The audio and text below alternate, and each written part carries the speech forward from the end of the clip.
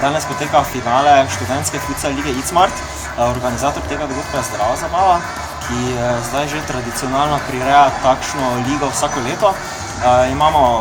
Vsako leto se pojavlja in futsal liga, željo imamo tudi, da bi naslednje leto ponovno zagnali ligo v košarki in v odbojki.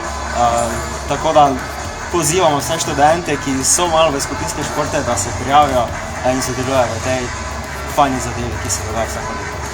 Liga se običajno začne v decembru in traja vse do maja, zdaj danes poteka finale, tako da 5-6 mesecev običajno poteka, vsak teden se zgodi dogodek enkrat.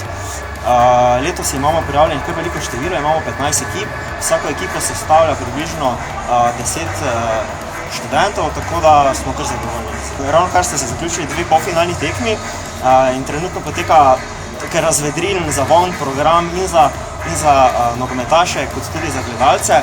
Poteka bo poligon, vsaka ekipa je zbrala enega svojega, verjetno najboljšega igralca, ki bo moral po poligonu v določenem času oziroma najhitreje premagati poligon in tako za svojo ekipo pridobiti kakšno dodatno nagrado.